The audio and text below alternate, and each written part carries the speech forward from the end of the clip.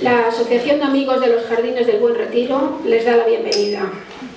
Pero antes de comenzar el acto, le vamos a dar la palabra al concejal presidente del Distrito Retiro, don Santiago Saura, que ha tenido la amabilidad de aceptar nuestra invitación. Puede subir.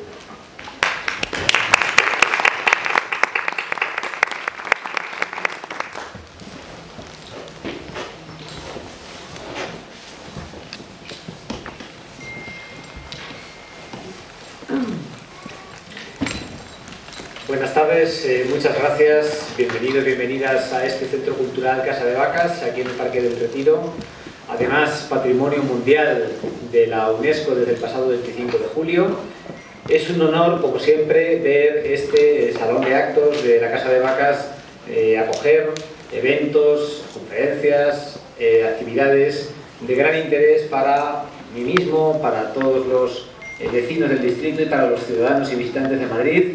Y quiero felicitar de nuevo, como he hecho otras veces, a la Asociación de Amigos de los Jardines del Buen Retiro, a su presidente, por supuesto Javier de la Puente, y a todos los asociados, porque con el cariño con el que miran al Parque del Retiro, con el cariño con el que programan actividades relevantes como la que tenemos aquí hoy, y con también la invitación que me han hecho a poder estar en esta primera parte del evento. Lamentablemente me tendré que ausentar dentro de unos minutos por otra reunión que tengo comprometida, pero siempre la actividad de esta Asociación de los Jardines, los Amigos de los Jardines del Buen Retiro, es muy apreciada en todo el distrito, en el parque por supuesto, y también por esta Junta Municipal del distrito. Quiero además señalar que hablaba de actividades relevantes, y en concreto esta actividad que se nos presenta hoy es especialmente relevante, porque son, como bien dice el cartel que anuncia este acto, mujeres relevantes para el Parque del Retiro, para las instituciones que en él se albergan o están vinculadas al mismo, y por tanto es también relevante porque estamos en la víspera del 8M, el Día Internacional de la Mujer, y entonces estos dos conceptos, ¿no?, la relevancia por el ámbito del Parque del Retiro y la relevancia por las fechas en las que nos encontramos, se aunan perfectamente en esta víspera, en esta tarde que antecede al propio 8 de marzo. Yo quiero dar anticipadamente la enhorabuena a todas las mujeres relevantes que nos acompañan y a sus ponentes en el día de hoy, agradecerles su trayectoria, que sé que es larga y de alta importancia para sus ámbitos específicos de trabajo y también para todo lo que, como he dicho, reúne y vincula al Parque del Retiro, y sea este, de hecho, uno de los primeros actos del 8M también, podemos verlo así. Mañana continuaremos con actos, os invito a los que podáis. Mañana a las 12 de la mañana en la Junta Municipal del Distrito de Retiro tendremos un acto de celebración de este 8 de marzo y por supuesto otros actos que sucederán a lo largo del día y en días siguientes.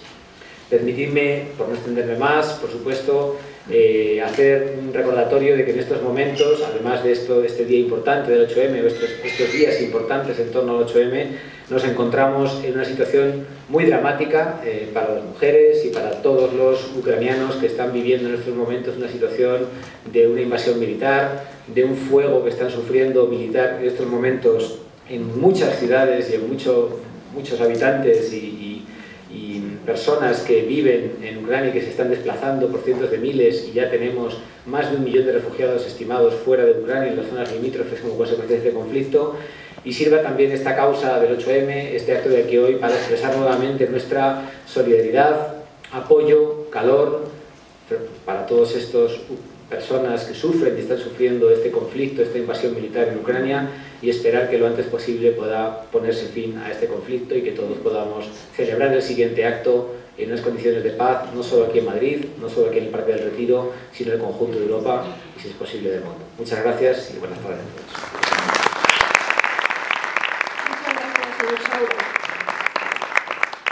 Bien, autoridades y público en general, es un placer recibirles esta tarde tan especial en que nuestra Asociación de Amigos de los Jardines del Buen Retiro rinden un homenaje a mujeres que fueron relevantes en los campos de la ciencia, de la investigación y de la conservación de bienes culturales, todos ellos vinculados al retiro, y todas de reconocido prestigio profesional en sus momentos, gran valía personal, sin ayudas, por sus propios méritos, verdaderas heroínas en sus momentos. Ellas serán evocadas, a su vez, por las mujeres que me acompañan en el escenario, que representan a diferentes instituciones y organismos, ocupando cargos de responsabilidad, por tanto, también dignas de admiración, de haber llegado ahí, y de reconocimiento. Entonces ya voy a ir dando paso a cada una de las instituciones que contarán con un tiempo de 20 minutos, cada institución. Vamos a comenzar por Jardines del Buen Retiro. La ponente es doña Mónica Luengo Añón, que es miembro del Comité Científico Internacional de Paisajes Culturales y COMOS y también coordinadora del Bien Paisaje de la Luz. Va a evocar, en este caso, a doña Carmen Añón Feliu, que está aquí presente, que es paisajista y conservadora de los Jardines del Retiro. Así es que adelante.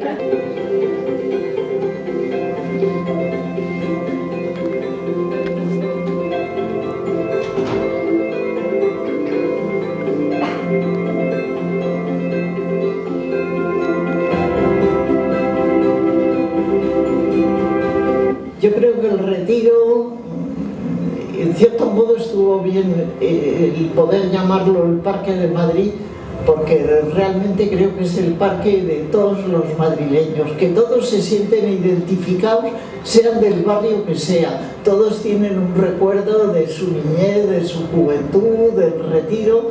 Es el parque de todos.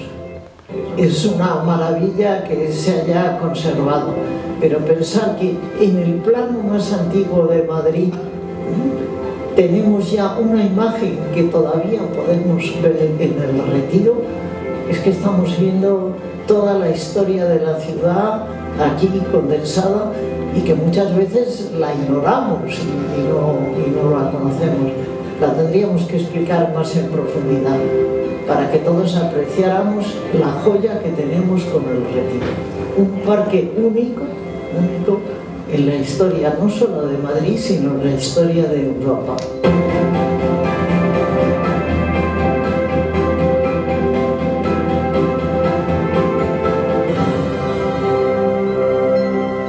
Como ha dicho el concejal, porque hoy el Retiro y el Paseo del Prado sean Paisaje de la Luz, sean Patrimonio Mundial, porque hay que reconocer que ella es la primera persona que tuvo esta idea de que podíamos presentarnos y se podía presentar esta candidatura. En primer lugar, quiero dar las gracias, por supuesto, a la Asociación de Amigos, porque siempre organizan unos eventos fantásticos que promueven la difusión y el conocimiento de este lugar tan espectacular, y luego porque hoy en especial lo hacen dedicado a las mujeres de las que mañana es el día, como todos tenemos en mente, y que además yo creo que ha elegido a unas mujeres muy distintas, muy variadas, y que ofrecen un poco esa perspectiva de todas las mujeres sin nombre, las que nunca vamos a conocer, que han vivido, han trabajado y han contribuido a que el Retiro sea lo que es hoy. Así que, Javier, Nuria, muchísimas gracias por dedicar este día.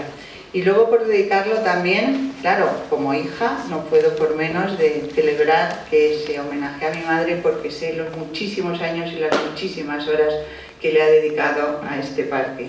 Pero me ha tocado lo más difícil, que es hablar de ella, tan difícil que hasta para hablar de mi madre me he tenido que escribir unos papeles y me la conozco bien, pero por si acaso, y porque me la voy a cargar de todas maneras, diga lo que diga, he pensado que si me hacía unas notas breves quizá me tocaría menos regañina.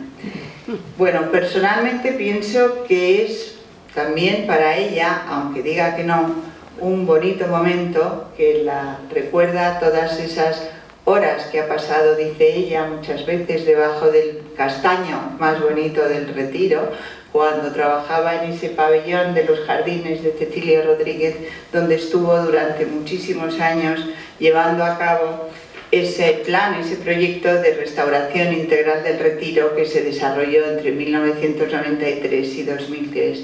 10 años en las que desde luego pasó muchas horas aquí en este parque y que por eso conoce muy bien. Pero como imaginaba que el resto de las ponentes, aunque no soy... Gracias, Nuria, porque por ahora mi madre no tiene el Nobel, aunque todavía podemos esperar, no desesperamos que todo llegará, y yo todavía no soy una institución, que ya me gustaría, pero no represento a ninguna institución, nada más en este caso yo creo que el cariño de muchos madrileños que le debemos por su gestión. Y como imaginaba que el resto de las representantes iban a trazar unos rasgos biográficos sobre estas otras mujeres, pues creo que aunque sea unas pinceladas de su trayectoria tenía que dar. Ella nace en Barcelona, curiosamente esta persona que tanto ha hecho por Madrid, pues nace en Barcelona, aunque desde la adolescencia se afinca en Madrid y aquí es donde se ha desarrollado la mayoría de su trabajo. Casada desde muy joven, ha tenido 9 hijos, ni más ni menos hemos sido, y por eso su carrera profesional empezó un poquito más tarde y ya en edad un poco avanzada, diríamos ahora, en la cuarentena. Pero a pesar de eso, de decir que no descuidó en ningún momento a su familia, que nunca jamás nos hemos sentido abandonados, sino que nos ha hecho partícipes de ese amor por su profesión. Desde, no sé si por tener tantos hijos y ya enseñarnos, una de sus vocaciones desde el comienzo fue la enseñanza, y durante más de 30 años ha sido profesora de la Escuela Técnica Superior de Arquitectura de Madrid, dando además una asignatura, Jardín y Paisaje, que cuando llegó yo creo que tenía muy poquitos alumnos, pero a los que algunos se fueron aficionando, yo creo, gracias a sus charlas.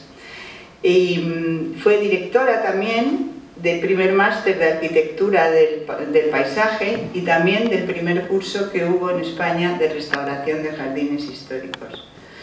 Porque si los jardines y el paisaje han sido su interés más conocido, a ello también se sumó su interés por la conservación del patrimonio y la gestión en especial del patrimonio jardinero, asunto que por desgracia había caído en el olvido, no solo en España, sino también en el marco internacional. Por desgracia, los jardines y paisajes habían quedado históricos, claro, habían quedado relegados desde un punto de vista patrimonial, y Carmen, me cuesta llamarla Carmen y no jefa, pero Carmen, participó activamente en muchas organizaciones y centros internacionales, logrando que los jardines y los paisajes y los parques históricos fueran aceptados como una tipología más digna de conservación, como cualquier otro elemento. Para ella, desde que fue miembro del Comité Científico Internacional de Sitios y Jardines Históricos, de ICOMOS, hoy de Paisajes Culturales, del que es presidenta de honor, tuvo un papel relevante en la firma de la conocida Carta de Florencia de Jardines Históricos, que viene a ser el equivalente a la Carta de Venecia, pero en jardines. Esto también la condujo a ser una de las protagonistas en el debate internacional sobre el término o el concepto de paisajes culturales, precisamente la tipología en la que hoy nuestro paisaje de la luz es reconocido como patrimonio mundial. Su colaboración con ICOMOS y con UNESCO le ha llevado a recorrer medio mundo, con tantos viajes que un día sus hijos le regalamos una mantita de Iberia, y perdón por la publicidad, para que se sintiera como en casa, porque casi pasaba más tiempo en los aviones. Pero en todos estos rincones ha sido conocida por su talante dialogante, su voluntad de entendimiento y su amor por establecer lazos de cooperación. Este talante dialogante, la verdad es que en casa no brillaba, cuando decía algo era la jefa y allí se cumplía, así que poco diálogo había. Pero bueno, quizá no vendría mal ahora en estos tiempos que corren un poco de diálogo y de sensatez, aunque si te enviamos con Putin no sé cómo va a acabar el pobre. Su trabajo profesional, digo, no le ha llevado solo a la enseñanza y a la teoría, sino también a la práctica con proyectos que ha realizado desde su estudio, o desde Patrimonio Nacional, donde también estuvo muchos años trabajando en los jardines reales. Y muchos proyectos, algunos de ellos de los cuales ha recogido un reconocimiento internacional como por ejemplo uno muy querido, el del monasterio de Santa María la Real de Guadalupe, por el que fue declarado Patrimonio Mundial. Pero quizás su perdición siempre ha sido Madrid, ese Madrid de adopción al que le ha dedicado innumerables horas. Fue concejal del primer ayuntamiento democrático entre 1979 y 1983 y desde entonces, así que colega, y desde entonces no paró hasta conseguir lo mejor para nuestros dos grandes parques, las joyas de la corona del patrimonio jardinero madrileño, el Parque del Capricho de la Alameda del Suna y, desde luego, para el Parque del Retiro.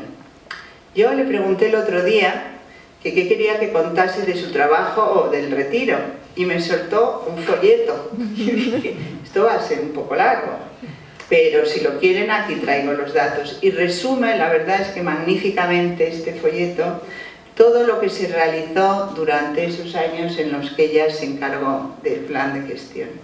Me señalaba en este folleto, dice, mira, talé 1.356 árboles. La misma cara que ponen ustedes de error la puse yo, pero me dice, bueno, y planté 4.460. Y lo mejor es que nadie se dio cuenta.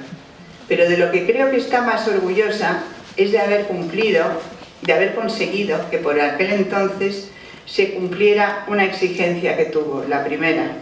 Y es que los tres grandes partidos políticos que estaban en aquel momento en el ayuntamiento, UCD, PSOE y PC, adoptasen un acuerdo para que el Retiro no se convirtiera en moneda política, para que fuera un acuerdo entre todos los partidos por el bien común del Retiro. Digamos que ella me dijo, como un pacto antiterrorista, pero un jardinero. Y bueno, esto yo creo que se mantuvo durante muchos años. Ella me decía que todavía sigue pensando que las miras políticas son cortas y que todavía, incluso a pesar de la consideración de Patrimonio Mundial, no se han dado cuenta, y con esto se refiere a los responsables del ayuntamiento, presentes y pasados, que el Retiro es de todos los equipamientos del ayuntamiento el más rentable socialmente. En cualquier mañana de primavera se pueden encontrar más de 300.000 personas solo alrededor del estanque.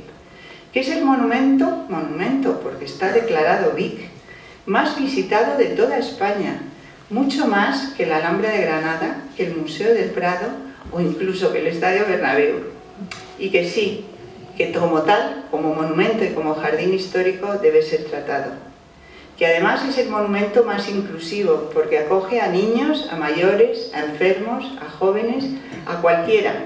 Y todos encontramos en el Retiro un motivo de ocio, de deleite y de diversión. Y dice, insiste, a pesar de las cifras, no se dan cuenta de su importancia y de lo extremadamente vulnerable que es. Que por su extensión, los proyectos de restauración deben hacerse poco a poco, porque no se puede cerrar el parque por completo. Y que además, su mejor restauración es el continuo mantenimiento en el que también los ciudadanos debemos contribuir. Que se tiene que mantener en restauración constante con una atención al excepcional valor simbólico y social que tiene, porque, como ha dicho en el vídeo, el Retiro es por y para todos. Y con esto acabo, porque espero que, como he sido breve, no me haya ganado una buena regañina y además porque espero que, aunque sea unas brevísimas palabras, nos las puedas dedicar. Muchas gracias por su atención.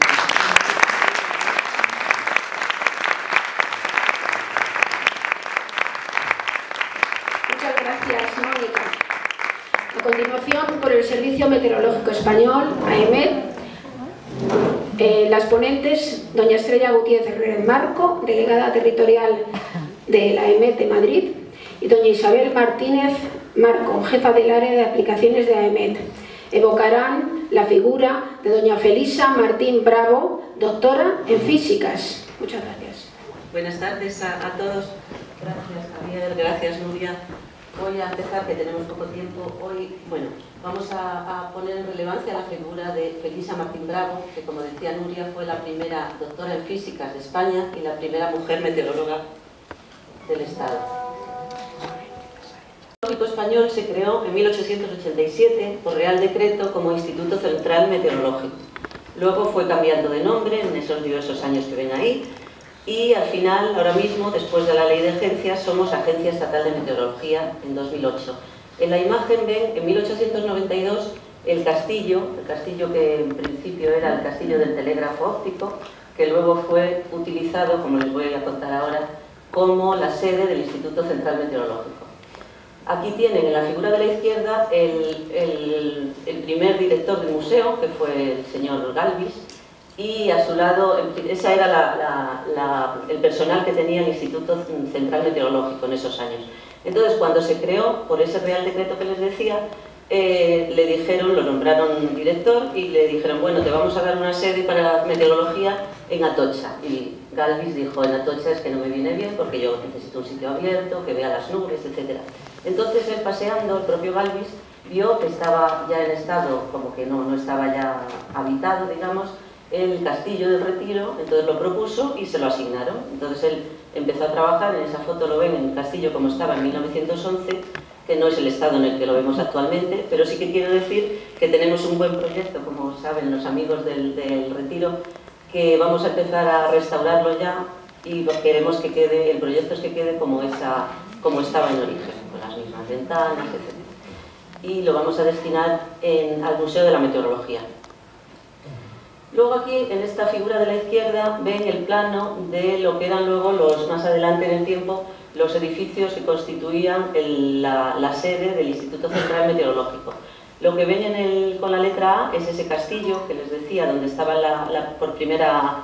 el primer instituto meteorológico, y luego fue extendiendo, se fueron construyendo otros edificios, cuando ya iba entrando más funcionarios, etc. Y el señalado como B, que es el que aparece en la foto que hice ayer, que está ya restaurado este edificio, pues aquí, en esos dos edificios, fueron donde se desarrolló la actividad de lo que hoy es AEMET. En marzo de 1893 se emitió el primer boletín meteorológico, que ven ahí en la foto de arriba, y que consistía, bueno, pues era una cosa muy sencilla, pero había badisovaras y una serie de medidas de observación, etc. Abajo ven la actividad que había dentro del Instituto Central Meteorológico. Se lanzaban globos sondas, se medían la temperatura, la presión, etc.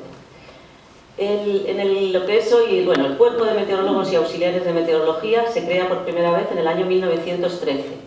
Entonces, lo primero cómo se accedía, es que cuento esto porque es como va a acceder nuestra Felisa Martín Bravo, de la que vamos a hablar. Entonces, primero se accedía como a la escala auxiliar, auxiliares de meteorología, donde se desempeñaban 3 años en el puesto asignado, luego se aprobaba una memoria científica, se exigía que tuvieran una titulación determinada y con esto se ascendía a la escala de meteorólogos. Entonces aquí tenemos a Felisa Martín Bravo, que nació en San Sebastián el 11 de junio de 1898 y que accedió, bueno, aquí es como veía ella en el año 1931, las dos sedes que les decía, la A y la B en aquel mapa, el castillo y lo que era la otra sede figurada como B en aquel. Y fue la primera doctora en Ciencias Físicas en España en el año 1926. Compaginó luego los trabajos como auxiliar de meteorología con otros tipos de trabajo en la cátedra como ayudante de física en la Universidad Central y como investigadora y profesora en la universidad, en ese periodo que ven ahí, y becaria también en la cátedra Cajal del Instituto Nacional de Física y Química. Ella habitaba en la residencia de señoritas, de la que recibió una beca mientras realizaba el doctorado en esos 2 años. Las becas, esto es curioso porque se decía, las concede la Junta de Ampliación de Estudios a propuesta de la directora a aquellas señoritas que no pudiendo costear sus estudios se distinguían por su actitud y aprovechamiento. Entonces, esta beca le cubría aproximadamente la mitad del coste de la vida en la residencia y ella a cambio daba cursos de física y de matemáticas. En estos años en la residencia coincidiría, por ejemplo, con Gabriela Mistral. En el extranjero se fue Felisa a Estados Unidos, ya era doctora en físicas, invitada por el Connecticut College. Entonces ahí daba un curso de física y otro de lengua castellana. Esto le daba una pensión por 7 meses que estuvo allí, con una asignación mensual de 300 pesetas de aquella época. Bueno, pues aquí tenemos la foto de la instancia que presentó Felisa Martín Bravo en el año 1928 para acceder al Cuerpo de Auxiliares de Meteorología. Luego ya posteriormente, como vamos a ver muy rápido, en 1940 ascendió a meteorólogo, fue la primera mujer en hacerlo y trabajó durante muchísimos años de su vida en la sede del Parque del Retiro. También se fue a Inglaterra, cuando ya estaba dentro de meteorología, a la Universidad de Cambridge, y le dieron allí, desde meteorología, se le dio una licencia por 10 meses manteniendo su sueldo, con el único fin de que conociese las técnicas de sondeos atmosféricos para la aplicación a la protección aeronáutica. En el año 33 volvió a España y fue destinada al Centro Meteorológico de la Cuenca del Guadalquivir, que estaba en Sevilla. Luego comenzó la Guerra Civil, que la sorprendió en Madrid, cuando iba de vacaciones a San Sebastián, y tras la época de la guerra, luego ya ascendió al empleo de meteoróloga en 1940 y a partir de ahí ya desarrolló toda su carrera posterior aquí en la sede que tenemos en el Retiro. Durante muchos años fue jefa de la sección de laboratorio y realizó las primeras experiencias con estaciones automáticas en España, de las que hoy contamos en la actualidad con una red muy amplia. Trabajó en el servicio de meteorología luego hasta su jubilación. Aquí la vemos en la promoción de meteorólogos del año 43 junto a sus profesores y compañeros. En aquel tiempo, a partir de la guerra, el servicio quedó militarizado, formábamos parte del Ministerio del Aire y vemos a Felisa sonriente en el centro, bueno, un poco a la izquierda, con todos sus compañeros hombres. Luego, tras su jubilación, fue presidenta de la Asociación Meteorológica Española en esos 2 años, 73-74, y fue la única mujer que ocupó este cargo de presidenta hasta el año 2020. En estas fotos las vemos también en la década de los 70 del siglo XX con familiares. Finalmente falleció con 81 años y se casó con un notable filólogo de la época, catedrático de latín, no tuvo hijos y entonces en el testamento dispuso legar una importante suma y biblioteca de más de 500 ejemplares a la Universidad de Sevilla. Bueno, después de esto no hubo más promociones hasta el año 35, en la que se convocaron 25 plazas a meteorología y 5 de ellas se ocuparon por mujeres. Pero por la falta de tiempo no me extiendo más. Quiero agradecer, tengo aquí algunas referencias que hemos considerado y por supuesto mi agradecimiento a Manolo Palomares, que ya lo conocéis aquí los amigos del Retiro, que es un gran historiador de todo el tema, como sabemos, y que me ha dado mucha documentación, y a Yolanda Galván. Y ya doy paso a mi compañera Isabel Martínez Marco, que es la jefa del área de innovación y que hemos querido por parte de AEMET dar no solo la historia pasada, sino ver qué potencial tenemos ahora en la agencia y cómo estamos también las mujeres involucradas en todo el futuro de la agencia. Muchas gracias. Para mí es un honor estar esta tarde aquí.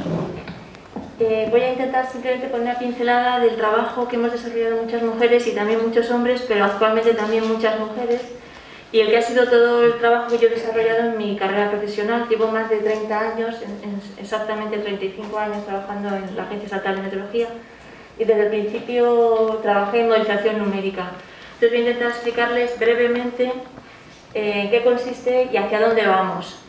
Lo que están acostumbrados a ver en la televisión es la predicción del tiempo, ¿verdad? Pero la predicción del tiempo se basa en modelos numéricos. Entonces vamos a ver un poquito cuáles son los diferentes alcances, los diferentes tipos de modelos y cuáles son todos aquellos que trabajamos en la agencia. Como no tenemos mucho tiempo, voy a ir un poquito deprisa. Bueno, pues todo esto surge por la idea de que nosotros teníamos las ecuaciones de Navier-Stokes y las teníamos que resolver. Y ahí surgen los modelos numéricos, ¿no? Cómo predecir hacia el futuro si tenemos las ecuaciones de los fluidos. Entonces los sistemas de predicción actuales se basan en esa modelización numérica. ¿Y por qué se llama modelización numérica? Porque vamos a tener que resolver las ecuaciones de forma discreta, porque son ecuaciones diferenciales en derivadas parciales de segundo orden que no se pueden resolver de forma analítica. Entonces ahí surgen los modelos, pero para establecer ese estado inicial necesitamos conocer las observaciones. Por eso en meteorología fue la primera institución en la que se desarrollaba un sistema global de telecomunicaciones para poder obtener las observaciones en tiempo real. Y también usamos potentes ordenadores porque hay que resolver todo un montón de puntos que están en todo el globo. Entonces para ello tenemos siempre, normalmente en España, los ordenadores más potentes suelen estar en meteorología. Actualmente con el nuevo ordenador estamos en el segundo ordenador más grande que hay en España. Pero también este sistema Tierra tiene muchos problemas, ¿no? Que tenemos mucha incertidumbre en las condiciones iniciales, no linealidad, multiplicidad de escalas espaciales y temporales, un conocimiento insuficiente de las leyes de la física. La turbulencia, por ejemplo, solo la conocemos de forma estadística, pero no conocemos cuáles son sus leyes físicas. También un conocimiento insuficiente de las reacciones químicas, porque ahora hablaremos que vamos hacia un sistema Tierra. y un límite también de cálculo impuesto por todos los ordenadores que tenemos, que necesitaríamos todavía más potencia de cálculo para poder ir a resoluciones más altas y a resolver estos problemas de forma más rápida. ¿Cuál es nuestro objetivo? Intentar que cada vez nos acerquemos más a una predicción perfecta. En este gráfico les pongo lo que se ha resuelto en los últimos años, desde el año 80, que es donde se utiliza la amortización numérica hasta la actualidad, y lo que tienen en los diferentes colores es el día 3 de predicción, en azul, en rojo el día 5, en verde el día 7 y en amarillo el día 10.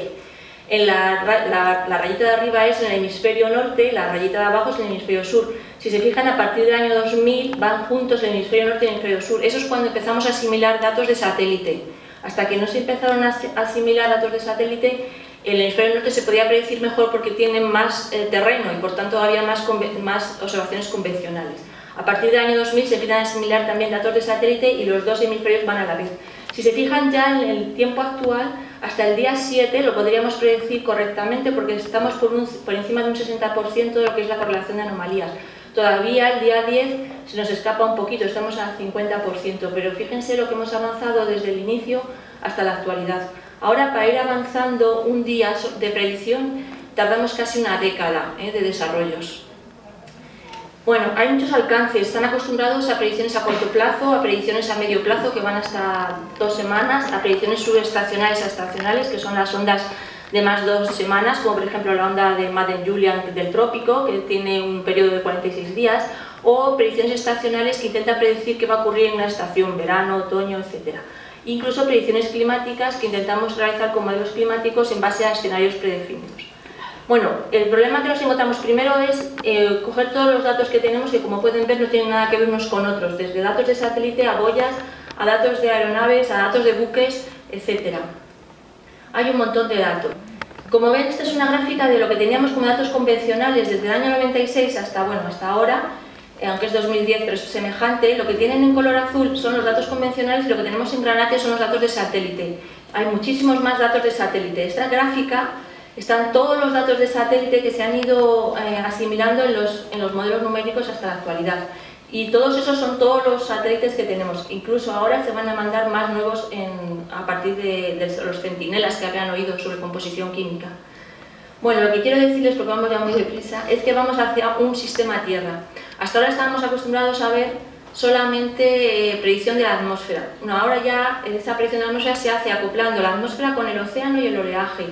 Y además, en muy breve, vamos a tener también la composición química acoplada. O sea, vamos a tener una atmósfera no solamente física, que es el viento, la temperatura, la humedad, sino también concentraciones de composición química, concentraciones de qué está ocurriendo en la atmósfera en cuanto a reacciones. Lo que hacemos es que el globo lo dividimos en paralelepípedos y en esos paralelepípedos, en esos puntitos, resolvemos nuestras ecuaciones de Navier-Stokes. La resolución actual de un modelo global pues, suele ser de unos 9-10 kilómetros y de un modelo de área limitada entre 1 y 2 kilómetros de resolución. Tenemos también la atmósfera dividida en niveles verticales, aproximadamente más niveles cerca del suelo, mucho menos según nos vamos alejando, hasta 80 kilómetros de altura. Y actualmente modelos globales, por ejemplo, tienen 140 niveles en la vertical. Modelos de área limitada más pequeños tienen 60-65 niveles en la vertical, que resolvemos también numéricamente. Y todos estos procesos que ven aquí, como son las nubes, el arrastre de ondas orográficas, la turbulencia, etcétera, la química, lo vamos a resolver por parametrizaciones físicas que las tomamos de promediadas porque no podemos resolver lo que ocurre dentro de los paralelepípedos y en los cuales no tenemos puntitos. Entonces, cuando la nube es más pequeña que el paralelepípedo, pues lo tenemos que incluir como una parametrización física. Los modelos más importantes con los cuales trabaja la agencia es el modelo global del Centro Europeo, del cual somos miembros, y es el modelo, yo diría que es el mejor modelo del mundo, es mejor que los modelos americanos. Esto se hace todos los años. Se hace una prueba que la organiza la Organización Meteorológica Mundial y siempre sale ganando el modelo global del Centro Europeo. En la MES se utiliza para hacer la predicción que ustedes ven hasta 10 días y hasta mensual y estacional. Es un modelo de 9 kilómetros y tiene acoplado la atmósfera, el océano, la tierra que subyace, los hielos, todo eso está modelizado. Y ahora en breve, en unos años, tendrán también la composición química, desde el momento cero. Desde el momento cero de la predicción. Esto solo es el único modelo en el mundo que tiene todo esto ya acoplado. Nosotros, aquí tienen también, les he dejado una referencia por si alguien quiere ver todos los productos. Son libres. Antiguamente estos campos no eran libres para el público, pero ahora están todos libres. Les aconsejo que lo vean porque tienen un montón de productos, meteogramas para saber lo que va a pasar en los próximos 10 días con salidas cada 6 horas, etc. Y luego, en la EMET tenemos el modelo Harmony Arome, que es un modelo de alta resolución de 2,5 kilómetros y 65 de velocidad vertical. Yo empecé trabajando en el grupo GIRLAN. El grupo GIRLAN es un grupo europeo de modelización que abarcaba países especialmente escandinavos, y después se unieron con el otro consorcio, que es el consorcio Aladdin, que es el consorcio de los franceses y los países de Europa Oriental. Y ahora mismo están todos juntos en un único consorcio, tanto Aladdin como GIRLAN, y han generado el modelo Harmony Arome, que es ya la colaboración de 26 servicios meteorológicos. Este es el que generamos en AME. Tenemos un área sobre Canarias y otro sobre la península de Baleares, y tiene, ya les digo, más resolución que el modelo global, que es el que corremos en el nuevo ordenador que tenemos. También corremos modelos de oleaje, que yo soy la jefa actual de ellos. Los modelos de oleaje, que son modelos de aguas profundas, que los dividimos en 15 áreas. Corremos también modelos costeros de muy alta resolución, de 1 kilómetro, cerca de las costas, donde podemos ver mejor cómo la propia costa y la batimetría de la costa influyen en el oleaje, en la influencia de las islas también, por ejemplo, en la forma del oleaje. Y también tenemos un sistema de predicción de calidad del aire que también está dentro de mi grupo de actuación, donde tenemos un modelo global con un modelo de limitada de 0,5 y otro modelo de 0,1, y sacamos todos los días mapas que están en la página web externa, donde pueden ver cómo varía la concentración de los diferentes componentes químicos, como son el ozono, el dióxido de nitrógeno, el dióxido de azufre, el monóxido de carbono, y material particulado como PM10 y PM2,5. También estamos sacando actualmente índices de calidad del aire, y hoy precisamente el Ministerio ha lanzado un nuevo producto que ha hecho en colaboración con nosotros, que es el índice de calidad del aire previsto hora a hora a las próximas 48 horas para saber cuál va a ser la calidad del aire en España. No tenemos todavía Canarias porque nos falta tener un inventario de emisiones. Y todo esto se corre en el superordenador Cirrus, que, como habrán visto también, se compró el año pasado en AEMET. Bueno, no es una compra, es un renting a 5 años, y ahora mismo es el segundo ordenador más potente de España. Tiene 140 nodos, almacenaje, cabinas de almacenaje, sistemas de interconexión, etcétera, que nos permiten llegar ya a un periodo pico de rendimiento de petaflops. Bueno, pues muchas gracias por todo, y espero que con esto vean un poco el trabajo que estamos haciendo y en el cual colaboramos muchísimas mujeres. Muchas gracias. Por el Real Observatorio Astronómico, las ponentes, doña Asunción Fuente Juan y doña Marina Rodríguez Varas, ambas astrónomas del observatorio, van a evocar a doña Antonia Ferrín Moreiras y doña Asunción Catalá y Poch, pioneras del estudio de la astronomía. Adelante. La invitación era para hablaros del papel que tenían las mujeres en el Observatorio de Madrid, pero lo hemos ampliado un poquito más, y yo voy a hablar un poco del Observatorio de Madrid y también un poco de una perspectiva histórica, y luego Marina va a hablar de las pioneras de la astronomía en España. En este momento en el Observatorio de Madrid hay 10 mujeres que veis ahí, y esas 10 mujeres son un 41% de la plantilla del observatorio. Y esto para nosotros es un orgullo. Es un orgullo porque en el observatorio no ha habido ninguna mujer ni en el siglo XIX ni siquiera en la primera mitad del siglo XX. De hecho, yo soy la primera astrónoma que entró en el observatorio y entré en el año 1992. El hecho de que en estos años hayamos podido pasar de una presencia mínima, un 41% de investigadoras en el observatorio, pues es creemos que es un hito para nuestra institución. ¿Cuál es el trabajo de estas investigadoras? Bueno, pues todos los investigadores y las investigadoras... Un momentito, a ver si consigo pasar esto. Ah, no, es que tengo que dar aquí. Vale.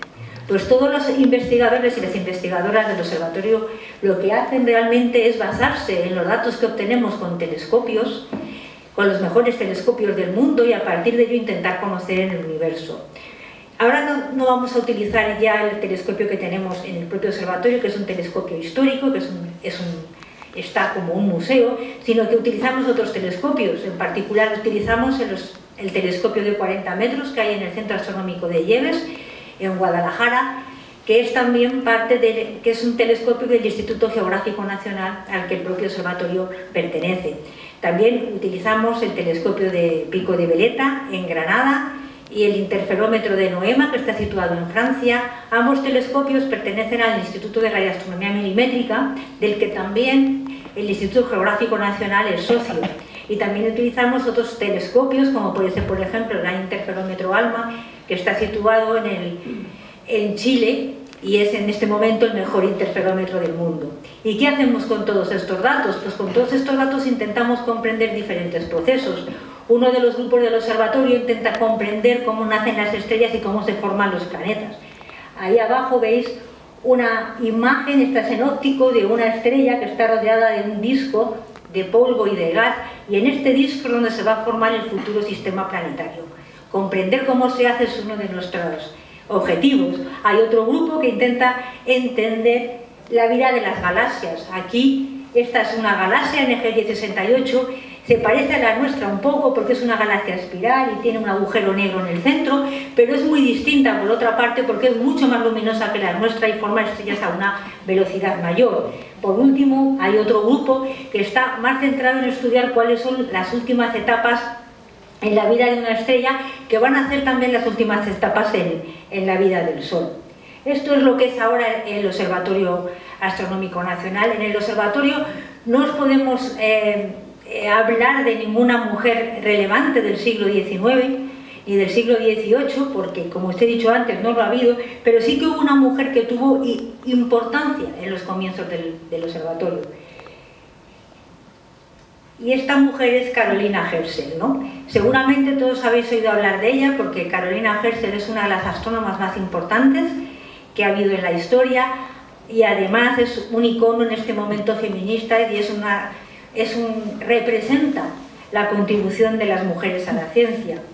La vida de Carolina no se puede entender sin la vida de su hermano William, porque ambos nacieron en Alemania en una familia de músicos. Carolina era de las pequeñas, William era de los mayores, y Carolina, por así decirlo, era una chica poco agraciada desde el principio, así que la familia la dedicó a los cuidados de los demás. Estaba destinada a cuidar de sus hermanos y a cuidar de sus padres, pero uno de los miembros de la familia, que fue William, que vio algo más en ella y vio que esa chica, que era tan poco agraciada, tenía una inteligencia excepcional y un interés excepcional tanto por las artes como por la ciencia.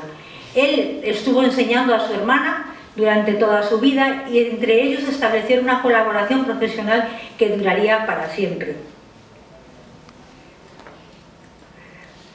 William emigró a Inglaterra cuando tenía 19 años y allí al principio llevó una carrera muy importante como músico, porque primero tocaba el oboe, aprendió a tocar el violín, también fue organista y finalmente consiguió ser director de orquesta en una pequeña ciudad, la ciudad de Bath, y la foto que veis allí es la casa de los Herschel en Bath, que en este momento es un museo digamos, en honor de William y Carolina Herschel, ¿no? Carolina en un principio se quedó en Alemania cuidando de su padre enfermo, pero cuando su padre falleció se unió a su hermano y empezó a colaborar con él. Primero colaboró con él en la profesión de músico porque ella era soprano, pero cuando su hermano empezó a sentir mayor interés por la astronomía, empezó a colaborar con él como astrónoma. ¿Cómo se dio ese paso de tener interés en la música, tener interés en la astronomía? Pues es muy difícil de saber. Ahora sabemos que hubo algunos libros que leyó William Herschel que le dejaron totalmente sorprendido con la ciencia y empezó a aumentar su interés. Sabemos también que había un vecino en la ciudad de Bath que construía telescopios y le enseñó a construir telescopios y de hecho finalmente le regaló los utensilios para construir los telescopios.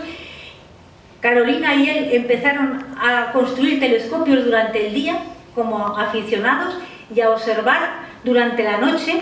Ese que veis ahí fue uno de los telescopios primeros que construyeron, que también se puede ver en el museo de William Herschel en Bath, y con ese telescopio tuvieron un gran descubrimiento, descubrieron Urano, descubrieron un planeta.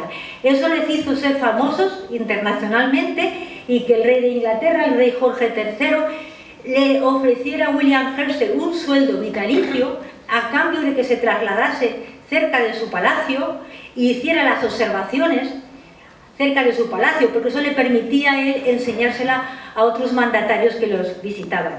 De alguna manera, desde ese momento ya se convirtieron en astrónomos profesionales. Y es curioso que Urano al principio se llamaba Jorge, era el planeta Jorge, en honor del rey Jorge, pero posteriormente pues se cambió el nombre para Urano porque bueno, también era un poco más coherente con el nombre del resto de los planetas, que todos tienen nombres mitológicos. Carolina y William se fueron a su nueva casa cerca de Windsor y allí siguieron construyendo telescopios cada vez mejores y tuvieron una enorme sucesión de descubrimientos a lo largo de su vida que hace que los dos sean los astrónomos, uno de los astrónomos más importantes de la historia. Entre ellos, por ejemplo, fueron los primeros que hicieron una medición del tamaño de la galaxia y también hicieron un catálogo de las nebulosas del hemisferio norte con más de 2000 nebulosas. Pero además de ayudar a su hermano, Carolina también trabajó por su cuenta porque su hermano le regaló un pequeño telescopio y con ese telescopio descubrió 8 cometas y 3 nebulosas. Al final el rey Jorge también le dio un sueldo a ella, que fue la primera astrónoma profesional, una astrónoma digamos pagada por su trabajo, y recibió diversas condecoraciones. ¿Y cuál es la ligadura de Carolina Herschel con el observatorio? Pues la ligadura es su faceta como constructora de telescopios, porque mientras Carolina y William estaban haciendo observaciones y construyendo telescopios en Inglaterra, en España, el rey Carlos III tuvo la iniciativa de crear un observatorio astronómico que quería que fuese del mismo nivel y de la misma categoría que los que ya había en París y en Londres. Aunque fue Carlos III el que promovió esta construcción, la construcción cuando se empezó ya había muerto Carlos III, ya estábamos con Carlos IV, en el reinado de Carlos IV, y aquí tenéis la imagen de cómo era el primer observatorio que se hizo en el Cerro de San Blas, que como veis tiene una puerta que daría a lo que ahora es la calle Alfonso VIII. Si queríamos tener el mejor telescopio, o sea, el mejor observatorio del mundo, necesitábamos el mejor telescopio del mundo.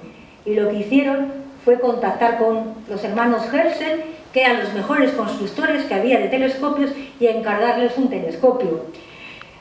Cuanto más grande es un telescopio, es mejor telescopio, tiene más sensibilidad, se puede ver cosas más débiles. Y en la época en la que se estaba construyendo el observatorio, el telescopio más grande que habían construido los Herschel, es un telescopio que tenía un tubo de una longitud de 7,5 metros. Aquí veis una imagen del telescopio que tenían los Herschel construido en su propia casa, y lo que se hizo es que se encargó para el observatorio un telescopio similar. Este es un plano del telescopio de Herschel que se construyó en el observatorio. Este telescopio fue construido en Londres, se testeó, se comprobó en Londres que funcionaba bien. De hecho, William Herschel decía que era el mejor de sus telescopios porque tenía el mejor espejo. Se trasladó a Madrid, se construyó en Madrid. Sabemos que se hizo una observación porque hay un registro en el anuario del observatorio de la primera observación hecha con el telescopio Herschel, y a partir de este registro no tenemos mucha información de cuáles fueron los trabajos que se hicieron con el telescopio. Lo que sí que sabemos es que en 1808, cuando las tropas de Napoleón invadieron España y en concreto Madrid, el observatorio fue usado como polvorín, y en ese momento se destruyó el telescopio que había. Lo único que nos queda del primer telescopio Herschel, del original, es el espejo, que lo guardó uno de los astrónomos en su casa, y si visitáis el observatorio y veis el espejo, pues podéis recordar y estar orgullosos de que ese espejo fue pulido por los hermanos Herschel. Y ahora dejo paso a Marina, que os va a hablar de otras pioneras de la astronomía en España.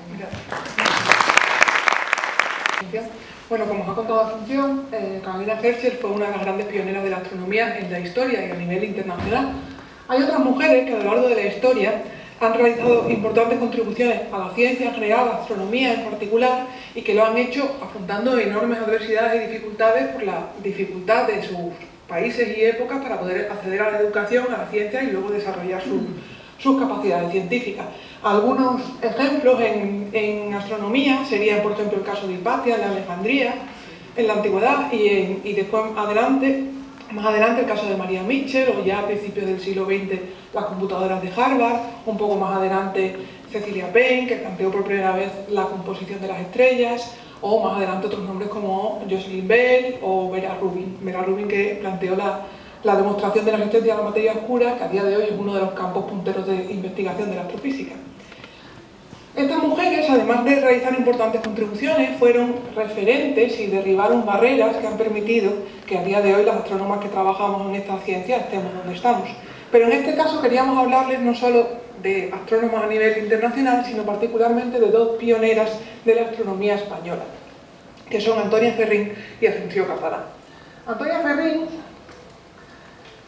fue una astrónoma gallega que inició su carrera y la desarrolló a principios y mediados del siglo XX, lo cual es algo enorme de decir porque es una época súper difícil para conseguir ser astrónoma y desarrollar ciencia en el contexto histórico en España, y al mismo tiempo es algo que se queda corto para describir su trayectoria, porque no solo fue astrónoma, fue también matemática, desarrolló una enorme tarea docente y investigadora a lo largo de todo el siglo XX. Antonia Ferrín nace en 1914 en Orense, con la fortuna de nacer en el seno de una familia cuyo padre, profesor de matemáticas, tiene la determinación de que sus hijas, aunque sean todas chicas, si lo desean puedan estudiar en la universidad, ya a principios del siglo XX.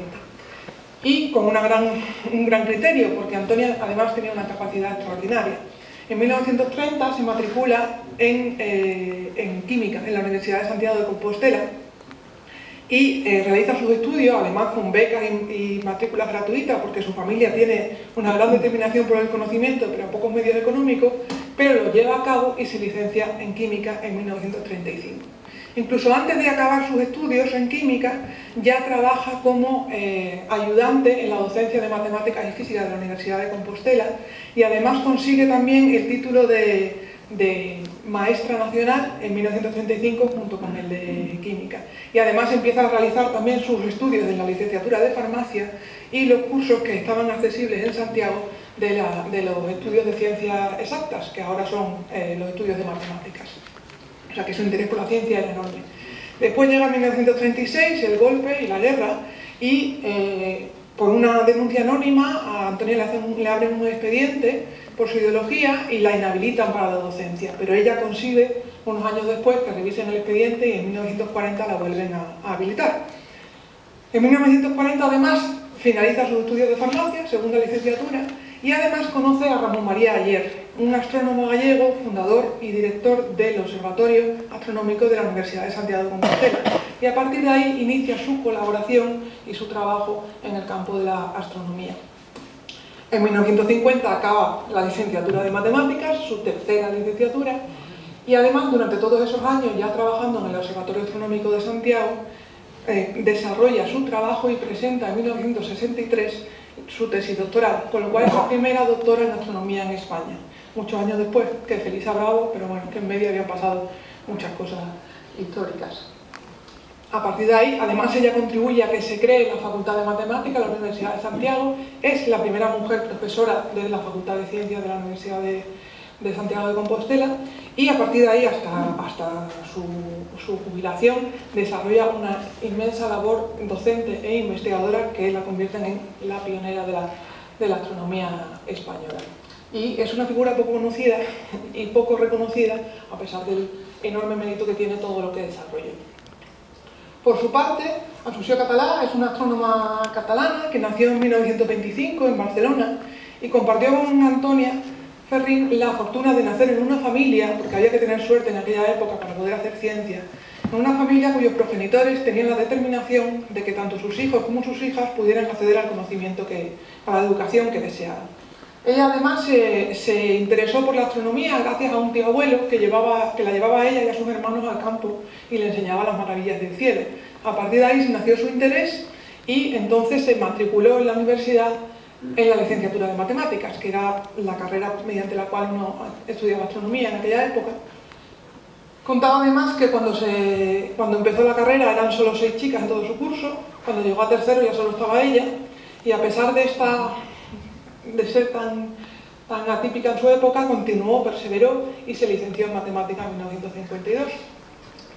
Posteriormente dio clase y trabajó, pero además desarrolló su tesis doctoral en astronomía y la defendió en 1975, con lo cual fue la primera doctora en matemáticas, que era el campo de la astronomía, de la Universidad de Barcelona. Y a partir de ahí fue profesora del Departamento de Astronomía de la Universidad de Barcelona y desarrolló todo su trabajo de investigación y de docencia en el departamento. Además nos representó internacionalmente porque fue durante 15 años la representante española en la Comisión de Enseñanza de la Astronomía de la Unión Astronómica Internacional, e incluso su afición por la ciencia era tanta que cuando se retiró fue durante muchos años asesora científica de la edición española de National Geographic. O sea que ambos casos son ejemplos de dedicación a la ciencia, de constancia y de un trabajo incansable para contribuir tanto a la labor docente como investigadora de la ciencia en España. Por suerte, a día de hoy, las astrónomas en España ya no se cuentan con los dedos de una mano, somos bastantes más.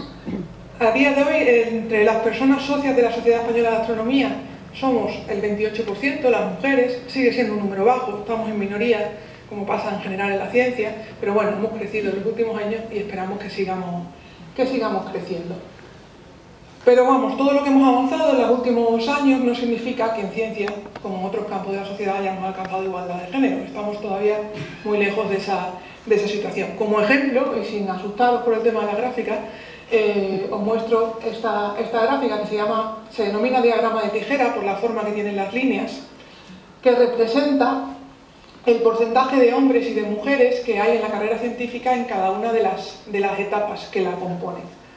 En este caso son datos de un informe de la Comisión Europea de 2018, que representan datos de los 28 países que en ese momento formaban parte de la Unión.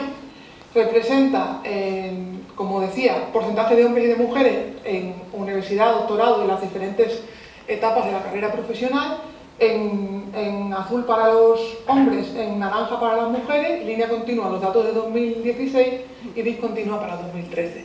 Y lo que vemos es que estos son todas las disciplinas científicas, no específicamente la ciencia, y vemos que aunque en los estudios universitarios tenemos una cierta paridad, cercana al 50, incluso con un número superior de mujeres, la relación se invierte en la fase de doctorado y a lo largo de la carrera profesional se separa y cada vez tenemos más hombres según avanzamos hacia las categorías más altas.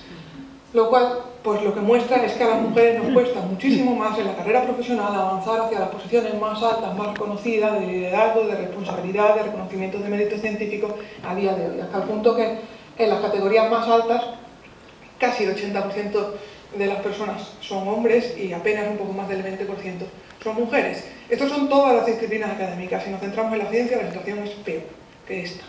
Así que bueno, este fenómeno en concreto es un techo de cristal y se compone por muchos factores, desde la desigualdad en la conciliación familiar y laboral, a diferentes condiciones laborales, a sesgos intrínsecos de la ciencia dentro del ámbito que hace que no evaluemos igual los méritos de unos y de otras, etc. Por lo cual, lo que quiero decir es que aún nos queda mucho trabajo por hacer, aunque por suerte estamos avanzando, poquito a poco, hay que avanzar más rápido. Y todo esto es necesario hacerlo por muchos motivos. Primero, porque el acceso a la educación, a la ciencia y al desarrollo de nuestro potencial es un derecho que deberíamos poder desarrollar toda persona en igualdad.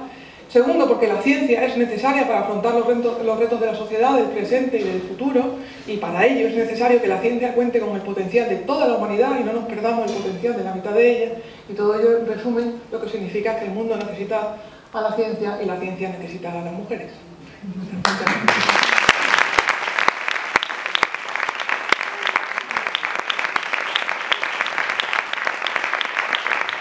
Por la Sociedad Estatal de Correos y Telégrafos va a intervenir doña Victoria Crespo Gutiérrez, que es directora del Museo Postal y Telegráfico, es miembro de la Asociación Amigos del Telégrafo. Va a evocar la figura de doña Consuelo Álvarez Violeta, que fue la primera telegrafista impulsora de la telegrafía, de la Escuela Superior de Telegrafía, y que dio origen a la Escuela Técnica Superior de Ingenieros de Telecomunicación de la Universidad Politécnica de Madrid. Así es que adelante. Muchas gracias a los organizadores, muchas gracias Javier y Nuria. Y bueno, primero quería deciros que he tenido una larga carrera profesional de 42 años en la administración, en correos y telégrafos, de los cuales he sido 23 años directora del Museo Postal y Telegráfico y que hace unos días me acabo de jubilar. Así que estoy en una etapa feliz, pero en la que voy a seguir durante mucho tiempo con la Asociación de Amigos del Telégrafo, difundiendo y conservando el patrimonio de telecomunicación. Voy a hablar de Consuelo Álvarez Violeta, que fue una de las primeras pioneras telegrafistas de España, que ingresó en Telégrafos como contratada y como también funcionaria. Ingresó en Telégrafos en 1885 como contratada y en 1909 como funcionaria de la torre de telegrafía óptica del Buen Retiro, que se construyó en 1850 y que facilitaba la comunicación a distancia a mediados del siglo XIX. Veis esta torre, como estas torres, José María Maté, que fue el primer director general de Telégrafos, construyó torres por toda España, uniendo Madrid con Irún, Madrid con Valencia-Barcelona, Madrid con Cádiz. Fueron 3 líneas de telegrafía. ¿Qué tiene esta torre de especial? Pues porque como se iba a hacer en el Buen Retiro, la reina Isabel II aprobó que se hiciera a modo de castillo con 4 torreones. Sobre la azotea se ponía un dispositivo óptico que era el que iba de torre en torre y actuaba como una gran red de transmisión de señales. Se construían cada 10 kilómetros de distancia y siempre en puntos muy elevados para facilitar la comunicación. Y bueno, aquí tenéis en una maqueta los torreros. Los torreros eran los empleados de las torres y ellos mandaban mensajes codificados, los primeros telegramas podemos decir, pero no sabían lo que mandaban, estaban codificados y entonces solamente los jefes de línea sabían el resultado final de los telegramas que mandaban los torreros. Aquí, como os he dicho, había 3 líneas, de Madrid a Irún había 52 torres, de Madrid a La Junquera, por Valencia y Barcelona 78 y de Madrid a Cádiz 59 torres. ¿Por qué esta torre telegráfica óptica del Buen Retiro es tan importante? Pues porque fue cabecera de 2 líneas, es decir, ahí empezaban 2 líneas, la de Madrid-Valencia-Barcelona y la de Madrid-Cádiz. Esta torre es sin duda un lugar emblemático y se puede considerar como un lugar donde nacen las telecomunicaciones, porque no solamente es un punto importante de telegrafía óptica, sino también ahí se hace la primera escuela de telegrafía eléctrica, es decir, un grupo de estos torreros en 1852 se forman en el manejo de los primeros aparatos telegráficos eléctricos y se pueden considerar como los primeros telegrafistas.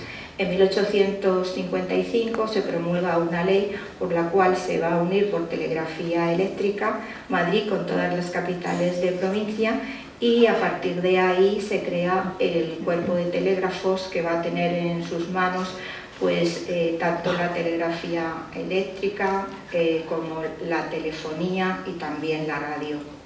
Y aquí tenemos a Consuelo Álvarez Violeta, que bueno, he sido biógrafa suya, ha sido una mujer muy olvidada, pero con gran peso en la historia de España. Ella fue una de las primeras periodistas, también escritora de la generación del 98 y defensora de los derechos de la mujer. Y a través de 5 preguntas pues vamos a ver un poco de manera breve su biografía. ¿Por qué Consuelo entra a trabajar como telegrafista con 17 años y permanece toda su vida en telégrafos? Bueno, decir que ella nace en Barcelona en 1867, aunque toda su carrera la desarrolla en Madrid. Era de una familia pues acomodada, numerosa. Su padre era funcionario público y además dirigía un colegio. Y su madre, el segundo apellido de ella es Poole, era inglesa, de una familia de ingenieros ingleses que vienen a mediados del siglo XIX a dirigir por las explotaciones mineras de carbón de España. Y bueno, a ella le cambió la vida porque con 16 años pues se queda huérfana de padre. Entonces ve que su opción es trabajar en una institución que admite a las mujeres. La primera mujer de telégrafos que entra a trabajar es en 1881 y lo pudo hacer porque era mujer de telegrafista, o sea, podía ser mujer, hija o hermana de telegrafista en 1881. En 1883 ya hay una escuela de telégrafos, se crea unido a la Asociación para la Enseñanza de la Mujer, que dependía a su vez de la Institución Libre de Enseñanza.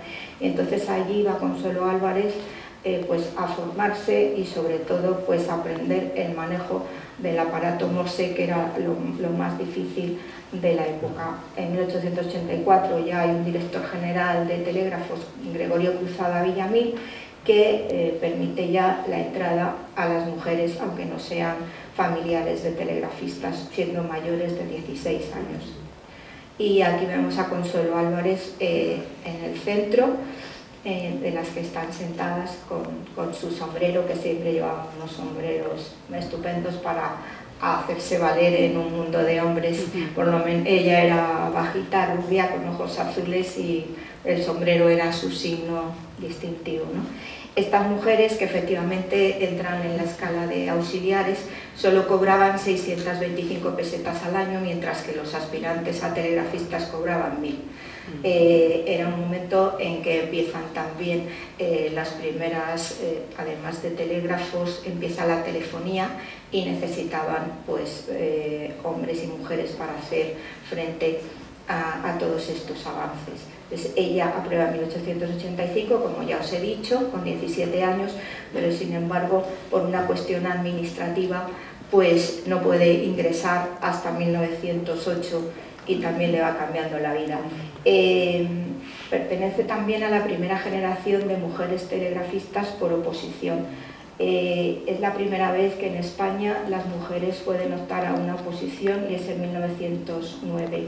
Esta oposición la aprueba ella con 40 años, su hija Esther con 16 y Clara Campoamor con 21 años.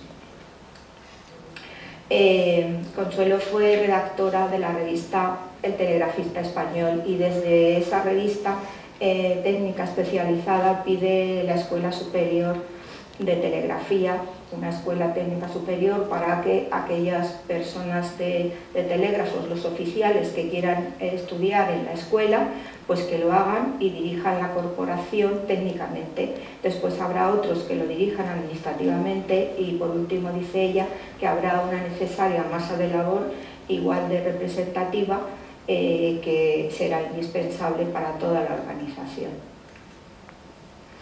El 3 de junio de 1913 se inaugura en el Palacio de Montezuma esta escuela en la que entran los oficiales del cuerpo de telégrafos una vez que hacen un determinado examen, y es por donde allí hay ya 3 secciones, una de radiotelegrafía, otra de aplicación e ingreso en el cuerpo de telégrafos, y por último los de los estudios superiores, que son los que dan lugar a los ingenieros de telecomunicación.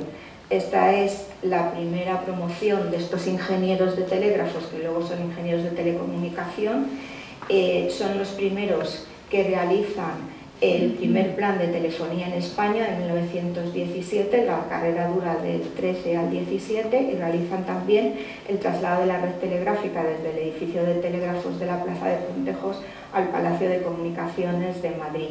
Todos estos ingenieros pues dan conferencias sobre electricidad en el Ateneo y en otras instituciones, y como algo curioso decir que Emilio Novoa, que es de esta promoción, llega a ser ya mayor director de la Escuela Técnico Superior de Ingenieros de Telecomunicación en la Politécnica. Consuelo Álvarez también consigue que las mujeres telegrafistas ingresen en 1925 en la Asociación Cultural del Círculo Telegráfico, y porque hasta entonces estaba vetado a las mujeres el ingreso. Y bueno, el día 22 de abril siempre celebraban el Día del Telégrafo, porque era el día que se había creado el cuerpo, y entonces hacían pues todo tipo de conferencias, de conciertos, y en este año lo retransmite Unión Radio, que Telégrafos también daban las concesiones de radio, y esta Unión Radio después, con el tiempo, al principio está en manos de telegrafistas y con el tiempo llega a ser la cadena SER. Cuando se crea el sindicato de telégrafos, pues Consuelo tiene 64 años, pero ella se presenta para defender a sus compañeros y para ser representante sindical y luchar por sus mejoras profesionales y sociales. Y aquí tenemos un poco la contestación a por qué permanece en Telégrafos, porque es un cuerpo progresista donde los funcionarios, además de tener un trabajo técnico, pues son literatos, son músicos, son pintores, y ella se siente pues respaldada y querida por todos ellos. ¿Cuál es para la periodista Consuelo Álvarez Violeta el papel que representa la prensa y la radio en la sociedad? Bueno, aquí en esta foto se la ve en una mesa de presidencia de integrantes del periódico El País, donde ella está desde 1904 a 1921, y en la parte de detrás, con el número 4, está Benito Pérez Galdós, que escribía para este periódico y que fue muy amigo suyo y tuvo con él mucha correspondencia epistolar.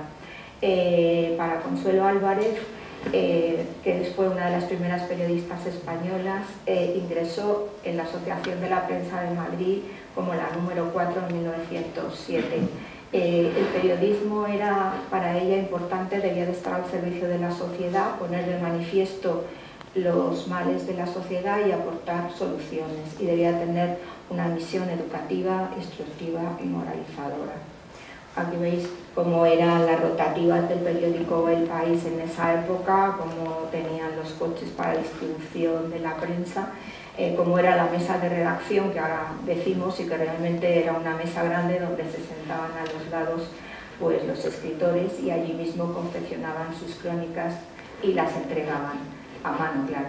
Y bueno, desde sus artículos en los periódicos ella siempre defiende lo que cree justo: la emancipación de la mujer, sus derechos, la protección de la infancia, luchó porque los presos tuvieran mejores condiciones, formó parte de muchas asociaciones para combatir la enfermedad, escribió en muchos periódicos, en El Progreso de Asturias, en El País, desde 1904 hasta que El País deja de funcionar en 1921, se cierra. También, como os he dicho, en la revista El Telegrafista Español. Fue jefa de prensa, que esto sí que era muy difícil en esa época, con 3 directores generales de telégrafos, con Franco Rodríguez, con Emilio Ortuño y con Navarro Reverter. Fue también la primera mujer periodista de radio. Una semana después de que la emisora Radio España de Madrid abriera, ella pronuncia una conferencia el 16 de diciembre de 1924 sobre lo que deben leer las mujeres, y también unos meses después lo que debe ser la mujer moderna y los deberes sociales y familiares de la mujer.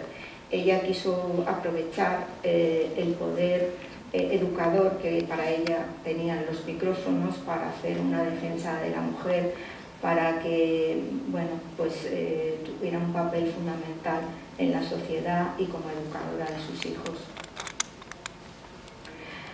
¿Cuál es su modelo de educación? Pues ella defiende desde los primeros años del siglo XX la educación pública y laica, la coeducación, en la cual los niños y las niñas se formen en las mismas aulas y compartan idénticos principios, teniendo como base la razón y el método experimental, y que les lleve a la igualdad.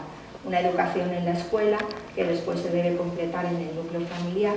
Aquí vemos a Consuelo Álvarez en el Ateneo, donde tenía un despacho. Ella formaba parte de la sección de pedagogía del Ateneo de Madrid, escribió numerosas ponencias de pedagogía, sobre todo en la Asociación para el Progreso de la Ciencia en 1913, fundó la Asociación de Amigas de los Ciegos en 1917 para que también, a pesar de la discapacidad, tuvieran una buena educación, y bueno, como hemos visto en casos anteriores, era muy importante cómo los padres influyen en la educación de sus hijos, y en este caso el padre de Consuelo, Gabriel, al ser director de un colegio, pues decía esa frase de felices los pueblos en las que las mujeres se educan con esmero y cuidadosamente.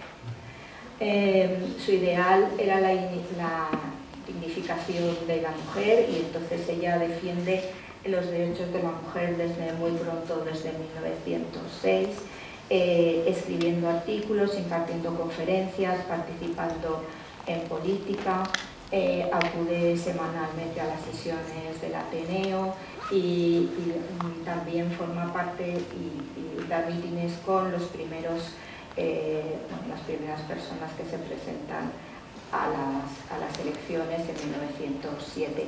Ella cree en la humanización de la sociedad, en que los hombres, en que la mujer tenga un papel social al lado del hombre, no en su contra, y que juntos formen una sociedad más igualitaria. Se relaciona en el Ateneo desde 1907 a 1936 pues con Benito Pérez Galdós, con Joaquín Costa, con los hermanos Machado, con Azorín, en fin, con todos los intelectuales de la época. Y una de las cosas que hacen en el Ateneo es reunir a todas las mujeres que en el 31 se presentan por cualquier partido político, para dejar claro que siempre hablarían todas ellas sobre el voto de la mujer. Aquí también la vemos una vez más con los empleados del periódico El País, que se ven desde los niños que reparten los periódicos hasta los corresponsales, y ella en el centro, y hay aproximadamente 70 personas, como podéis ver. Ella se presenta en 1931, y cuando ve que no puede, cuando no saca escaño, pues se vuelve con su amiga, la telegrafista Clara Campoamor, y comienza pues a hacer opinión favorable al voto femenino, pues a través de la prensa liberal, de las emisiones de radio, de los grupos intelectuales y también del cuerpo progresista, del cuerpo de telégrafos. Ella fue un día importantísimo el 1 de octubre de 1931, cuando se aprueba el voto para la mujer, igual que lo fue para Clara Campoamor, solo que Consuelo Álvarez llevaba 24 años de lucha antes que ella. Y por último, bueno, terminamos con la torre de telegrafía óptica del Buen Retiro. Como hemos dicho, representa a la Asociación de Amigos del Telégrafo, y que nos gustaría que se rehabilitara la torre telegráfica del Buen Retiro conforme a su uso original de torre de telegrafía óptica y eléctrica. Y como hemos visto con las personas de AEMET, nos gustaría pues llegar a un acuerdo para que, además de un museo de meteorología, hubiera un espacio para un museo de telegrafía, puesto que es un lugar emblemático para la telegrafía. Hemos detectado además que había un paseo del telégrafo que pasaba por delante de la torre desde 1900, que está documentado en planos, que a lo mejor también sería bonito reseñar todo eso. Y nada más, ha sido un placer.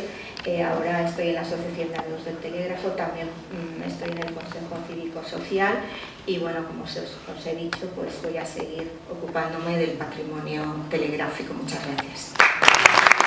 Por el Instituto Escuela Isabel la Católica interviene doña Encarna Martínez Alfaro, profesora del Instituto Isabel la Católica. Evoca a doña María Teresa Martín Toral, que era licenciada en Ciencias Químicas y Farmacéuticas.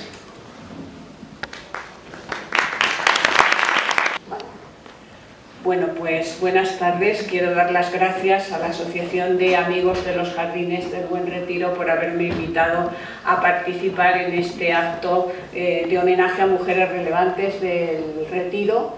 Yo voy a hablar de María Teresa Toral Peñaranda y me voy a centrar primeramente en su condición de profesora aspirante de Física y Química en el Instituto Escuela, es decir, de profesora que se formó en este centro. Aquí. El Instituto Escuela fue un centro experimental para reformar la enseñanza secundaria española, que estuvo dirigido por la Junta para Ampliación de Estudios e Investigaciones Científicas, presidida por Santiago Ramón y Cajal. Estuvo abierto desde 1918 hasta 1936 y tuvo dos sedes: la sección Hipódromo, que estuvo en un pabellón de la Residencia de Estudiantes, y la sección Retiro, que es el actual edificio más antiguo del Instituto Isabel la Católica. Bueno, pues el Instituto Escuela se propuso dos objetivos fundamentales: reformar y modernizar la enseñanza secundaria española y formar al profesorado. Y este es el aspecto que me interesa, porque en la formación del profesorado puso un especial cuidado el Instituto Escuela, de forma que no ha sido todavía superada esta formación. Consistía en una formación didáctica, teórica y práctica de 1 o 2 años, dando clases los profesores en el instituto bajo la supervisión de los catedráticos y con una formación pedagógica complementaria. Después tenían una formación científica complementaria de sus estudios en la universidad, en instituciones dirigidas por la Junta. En el caso de los alumnos de Física y Química, pues de los laboratorios del Instituto Nacional de Física y Química. Así, por ejemplo, Felisa Martín Bravo, de la que se ha hablado, que fue también profesora aspirante del Instituto Escuela entre 1919 y 1923, trabajó en esos laboratorios con el científico Julio Palacios, y María Teresa Toral trabajó con Enrique Moles. Y les proporcionaba también el conocimiento de francés, inglés y alemán, para que de esa manera luego después ellas pudieran completar en el exterior sus estudios en instituciones científicas de países europeos o de Estados Unidos. Así, Felisa, hemos visto que había estado pensionada en 2 ocasiones, la primera en Estados Unidos y la segunda en Cambridge, y María Teresa recibió una pensión en 1936 para ir a Londres, que no pudo disfrutar por el estallido de la Guerra Civil. Formaron 34 profesoras en el área de ciencias, 18 de ellas en la sección Retiro, y ahí en los gráficos tienen la proporción de las profesoras con respecto a los profesores de ciencias, su distribución por especialidades y las que fueron pensionadas, que llegaron hasta un 25%, casi un 25%. Bueno, pues con esta formación tan magnífica les esperaba un gran futuro profesional a estas profesoras. Lo que pasa es que esto se vio truncado por la guerra civil primeramente y luego por la posguerra, puesto que en el franquismo algunas de ellas consiguieron, tras la depuración, mantener su puesto de trabajo, pero otras fueron sancionadas perdiendo sus cátedras o sus puestos en las instituciones científicas y vivieron el exilio interior, o bien se tuvieron que marchar al exterior, como fue el caso de María Teresa. Y ahora me centro ya en María Teresa Toral Peñaranda, que nació en Madrid en 1911, era hija de una familia acomodada y culta. Su padre, José Toral, era escritor y notario, y su madre, Carolina Peñaranda, pertenecía a una rica familia de hacendados puertorriqueños y era una gran aficionada a la música. Ella era la tercera de 7 hermanos y realizó sus estudios de primaria en el Colegio de San Luis de los Franceses, que proporcionaba una enseñanza bilingüe, y allí estudió el primero de los idiomas de los 5 que dominó. Dominó el francés, inglés, alemán, italiano y ruso. El bachillerato lo estudió en el Instituto Cardenal Cisneros, pero además empezó a compaginar estos estudios con los musicales, con su tía América Peñaranda, que era musicóloga, y estudió también dibujo y pintura en la Escuela de Artes y Oficios Artísticos. Desde pequeña demostró una extraordinaria inteligencia y una gran sensibilidad artística.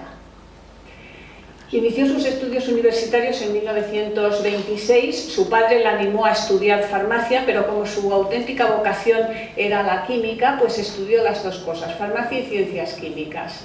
En 1933 hizo el examen de fin de carrera de Ciencias Químicas con premio extraordinario y ese año empezó su tesis doctoral, que concluyó en 1937 cuando se convirtió en doctora.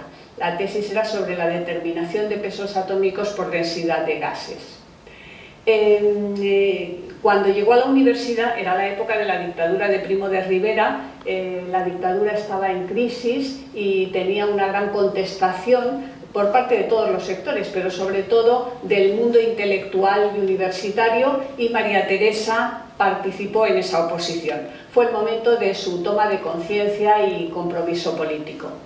Luego, cuando llegó la República, pues vivió una etapa plena de libertad y también, como el resto de las mujeres, pues tuvo la posibilidad de la igualdad legal y el derecho al voto, y además ocuparon muchos espacios sociales que antes estaban reservados exclusivamente para los varones.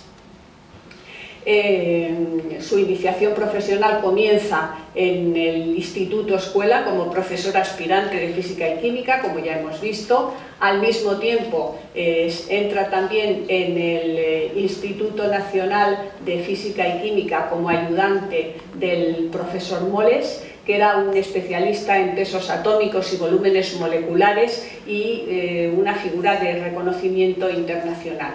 Allí estuvo hasta el 39. Y, como ya he comentado, en 1936 pues, obtuvo una pensión en Londres para estudiar isotopía, que no pudo llegar a disfrutar por el estallido de la guerra.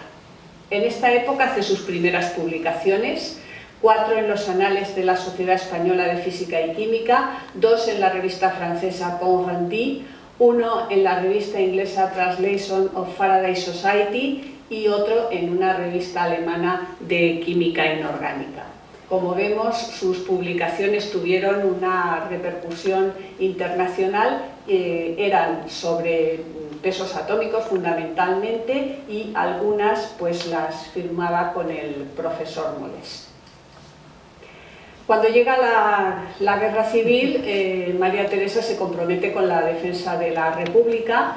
Ya en la época de la dictadura se había afiliado a las Juventudes Socialistas y a la UGT, que en 1936, cuando Madrid vivía una situación angustiosa porque estaba cercada por las tropas rebeldes y a punto de caer, y el gobierno de la República se trasladó a Valencia, María Teresa ayudó a los milicianos a fabricar bombas caseras en un taller de explosivos que habían instalado en el incautado convento de las Salesas. En ese momento uno de esos artefactos le estalló en la cara y le produjo unas quemaduras que, aunque luego después se hizo varias operaciones de cirugía estética, pues le dejaron unas cicatrices que de alguna manera ensombrecieron su juventud. Cuando se recuperó del accidente, continuó con sus trabajos científicos en el Instituto Nacional de Física y Química hasta el final de la guerra. Y cuando la guerra terminó, fue acusada, junto con otros compañeros del mismo instituto, de fabricar explosivos y armamento para la guerra. Entonces fue conducida a la prisión de Las Ventas, que, según ella misma comentaba, pues era una prisión que estaba completamente masificada, donde las presas pasaban hambre, frío, eran sometidas a intimidaciones y humillaciones en los interrogatorios. Y bueno, coincidió además con el momento en que fusilaron a las 13 Rosas, que supuso una conmoción para todas ellas. Las 13 Rosas fueron auxiliadas por María Lacramp, que era enfermera y una amiga de María Teresa. Cuando salió a la calle tuvo una situación angustiosa en lo profesional, sobre todo porque los expresidiarios eran como unos apestados a los que la gente no se quería acercar por miedo. Para que pudiera sobrevivir, su madre le compró el traspaso de una farmacia en la calle Gravina, pero María Teresa había sido una mujer traumatizada por la experiencia de la cárcel, pero no derrotada. Seguía comprometida en la lucha por la libertad y próxima en estos momentos al Partido Comunista. De manera que muy pronto la farmacia se convirtió, la rebotica de la farmacia, en un centro de reuniones clandestinas y punto de apoyo para la guerrilla urbana. Enseguida fue denunciada y afortunadamente pudo huir y ocultarse con identidad falsa en un convento en Córdoba.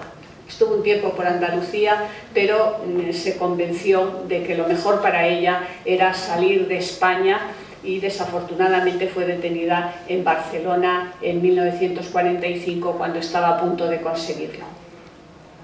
María Teresa tenía ahora una situación particularmente difícil porque la habían cogido en el momento de su detención con 5 salvoconductos falsos y además estaba acusada de apoyar a la guerrilla, de manera que el Partido Comunista organizó una movilización internacional de apoyo para ella y para otras 2 presas, Isabel Sanz Toledano y Mercedes Gómez Otero, por el peligro de que pudieran ser condenadas a muerte. A principios de 1946 la dictadura franquista vivía un momento crítico porque era una época de aislamiento internacional y bloqueo económico por parte de todas las potencias antes del estallido de la Guerra Fría. Entonces, lo que demandaban para ellas era un juicio con garantías y no un juicio sumarísimo de los que se practicaban entonces y con presencia de la prensa y de observadores internacionales.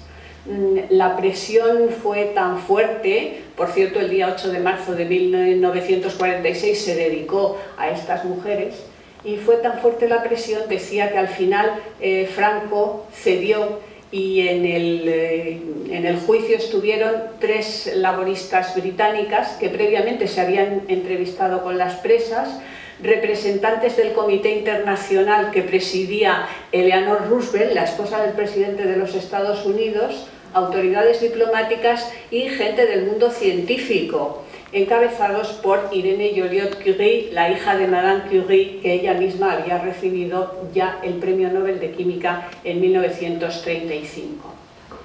La campaña tuvo un éxito extraordinario y al final María Teresa fue condenada solo a 2 años de cárcel de los 30 que se solicitaban para ella, y los cumplió en la cárcel de Segovia en esta ocasión.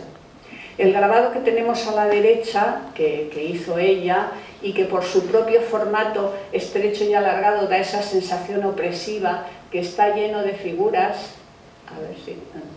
y que luego después tiene estas cabezas femeninas colgadas y estos murciélagos vampiros amenazantes, pues nos podría dar una idea de cuál debió ser su situación, sus pesadillas en estos momentos. Afortunadamente al final de la escalera parece que hay una puerta que se abre al exterior.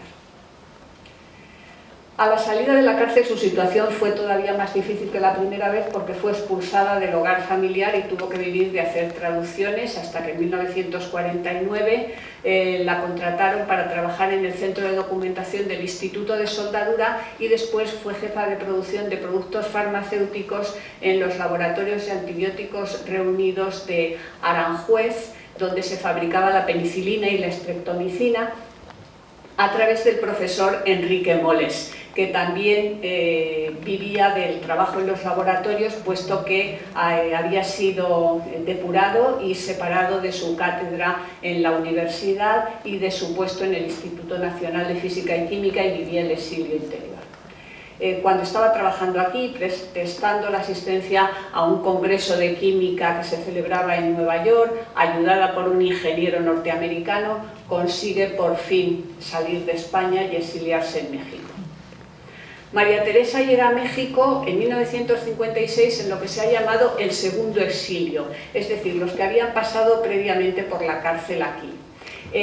Contaron con el apoyo de los que habían llegado en 1939, el primer exilio, que ya habían creado organizaciones e instituciones de acogida para los emigrados, y gracias a esa ayuda, concretamente a la de Francisco Giral, que había sido compañero suyo en la Facultad de Químicas, pues consigue entrar como profesora en el Instituto Politécnico Nacional.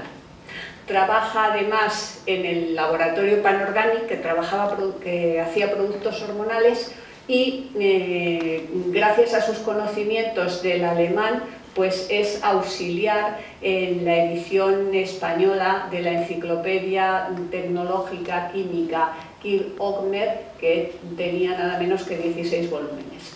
pero como estas actividades no satisfacían sus necesidades creativas porque no podía dedicarse a la investigación, en 1960 decide explorar la vena artística y se inscribe en el Instituto Nacional de Bellas Artes para aprender grabado.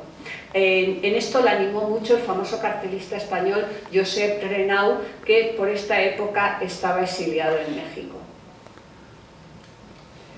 De 1963 a 1978, María Teresa vive su periodo de plenitud. Consigue entrar en la Universidad Nacional Autónoma de México, triunfa como grabadora y conoce al músico Lan Adomian, quien será su esposo.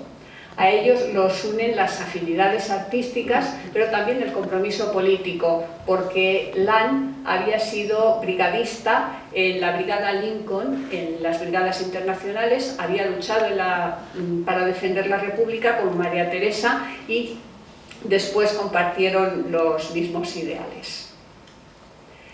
En la Universidad Nacional Autónoma de México, María Teresa puede cumplir sus aspiraciones como docente. Es profesora de Química Orgánica en la Facultad de Química, pero también de Físico-Química en la Escuela para Biólogos y para Ingenieros Metalúrgicos.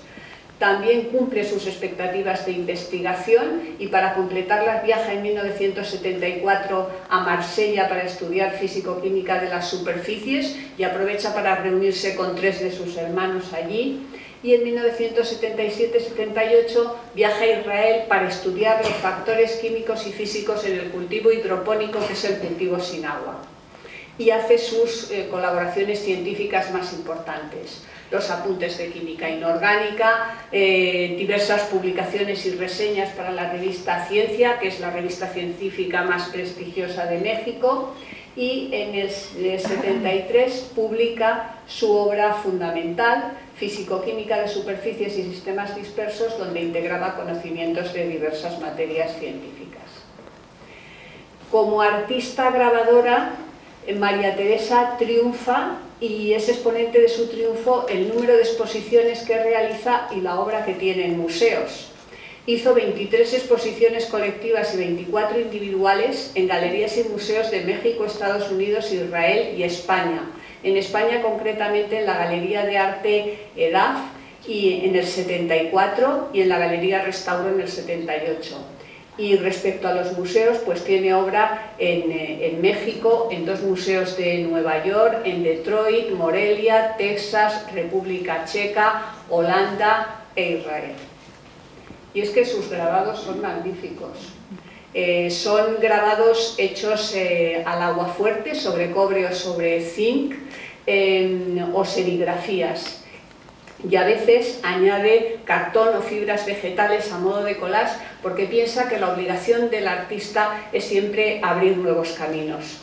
Respecto a los temas, le interesa el mundo de los niños y de los juegos, o también los temas oníricos desde una perspectiva siempre emotiva y lírica.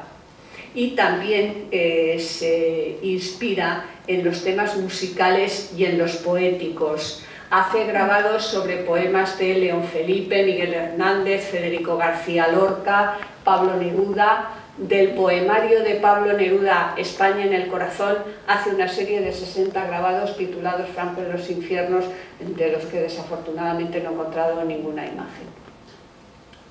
Esta etapa de plenitud acaba abruptamente en 1979, cuando fallece Lan Adomian, y María Teresa entra en una depresión que la hace abandonar su brillante carrera científica y artística.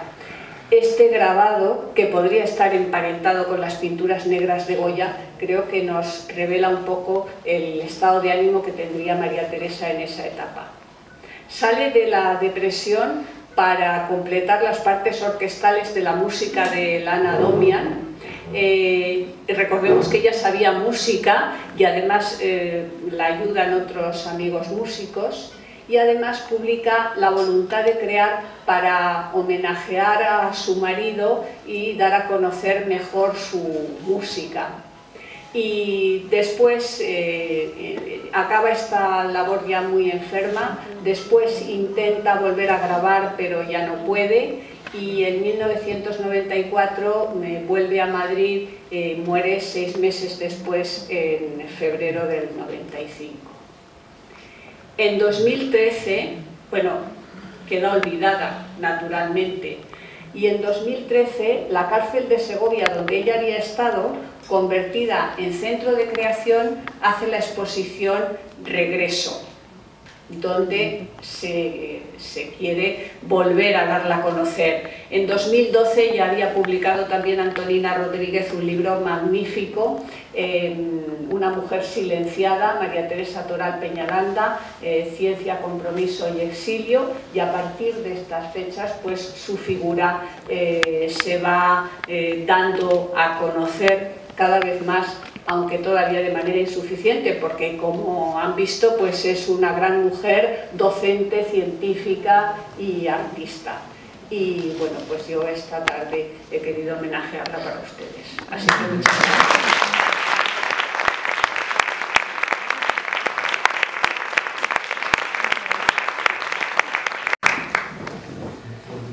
Bueno, la Asociación de Amigos de los Jardines del Retiro ha querido rendir homenaje a mujeres relevantes de nuestro retiro, del retiro de todos, como decía Carmen, de todos. También hemos querido rendir homenaje a todas las mujeres, a todas, mostrar nuestra admiración, cariño, respeto. Y bueno, pues a las instituciones que estáis aquí, brindaros nuestra colaboración para cualquier acto que se os ocurra.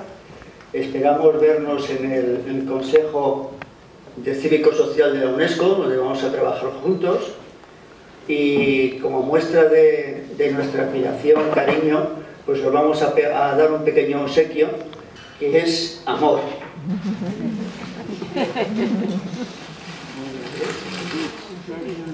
Es un libro y unas rosas.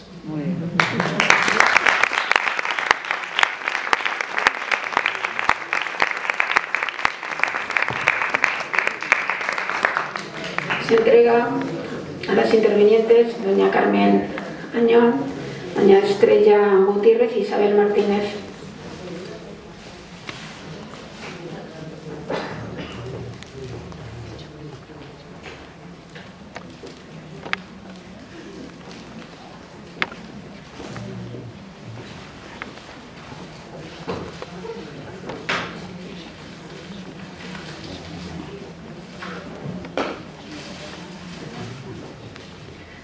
Se entrega a doña Asunción Fuente, doña Marina Rodríguez, doña Victoria Crespo y doña Encarna Martínez. Muchas gracias a todos.